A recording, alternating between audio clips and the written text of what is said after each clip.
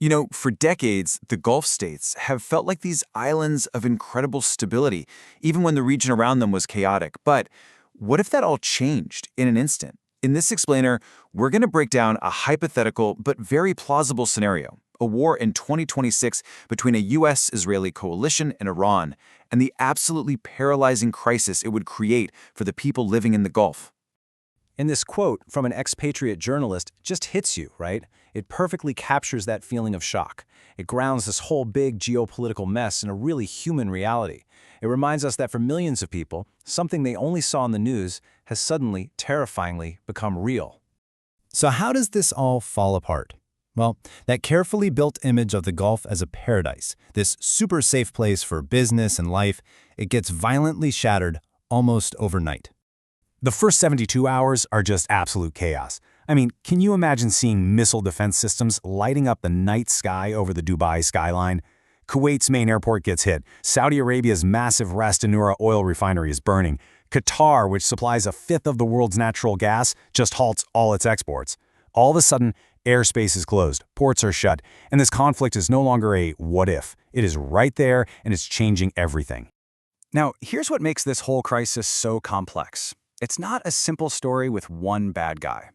For the people in the Gulf, it feels like a paralyzing trap, like they're being squeezed in a geopolitical vice from two different directions at the same time. And this slide, it lays out that vice perfectly. On one hand, you've got Iran launching direct missile and drone attacks. And Tehran's justification is, hey, you've got US military bases on your soil, which makes any claim of being neutral completely meaningless. But on the other hand, there's this deep, growing distrust of their own allies, the US and Israel. There's this gnawing fear that the Gulf is just being used as a staging ground, left to take the hits in a war that isn't even theirs. There's actually a name for this in international relations. It's called the alliance dilemma. It's this constant balancing act, this fear of being trapped in your powerful allies' war, or even worse, being abandoned by them when you actually need their help. For the Gulf states in this scenario, this isn't some academic theory anymore. It's what they're living every single day. Okay, so we've seen the immediate shock, right? The explosions, the chaos, the stuff that makes the headlines. But that is not the whole story, not even close. To really get the existential threat that this conflict represents, we have to look below the surface. Because really, the missile strikes, as terrifying as they are just the tip of the iceberg. The real damage, the thing that could cause problems for decades, is all hidden underneath. So yeah, above the waterline, you've got what everyone sees on the news. Military strikes, economic chaos, airports shut down. It's the visible, surface-level crisis. But let's go deeper. The first hidden layer is the total shattering of security. The safe haven story? Gone. That core promise that the state makes to its people, we will keep you safe, is broken. And that over-reliance on the U.S. security umbrella is suddenly exposed for what it is, a massive, critical vulnerability. And then there's the economy. I mean, think about it. Who wants to invest or move their family to an active war zone? All those ambitious vision plans to move beyond oil, they depend completely on a reputation for stability. Well, that reputation is now on fire, and that kind of damage could take a generation to repair.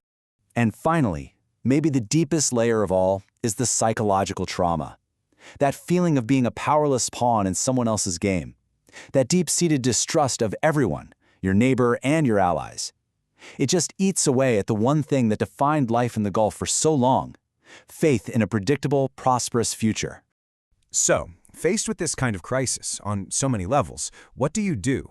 This isn't just a story about being a victim. It's a story about a critical choice. The entire region is at a crossroads. They're trapped. So, what now, right? The old ways of doing things have clearly failed. Standing still is not an option. They have to find a new path forward. Okay, so this matrix breaks down the choices, and they are stark. You've got Path A, dependency. That means doubling down, going all in with the U.S. The most likely outcome? The trap springs. You become a proxy, take more hits, and then you risk being abandoned anyway. Then there's Path B, neutrality, trying to go back to how things were. But that world is gone.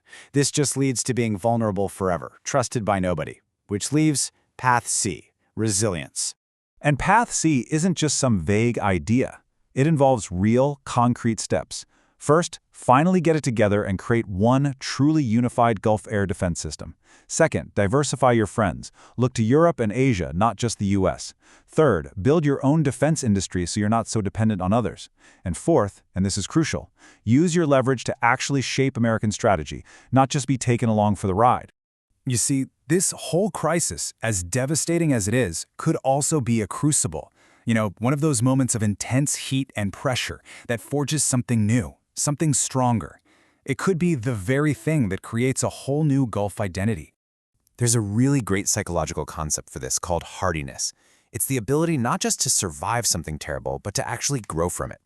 And it's built on what they call the 3 C's: a deep commitment to your community, taking back control over your own destiny, and seeing this crisis as a challenge to overcome, not just a threat to run from.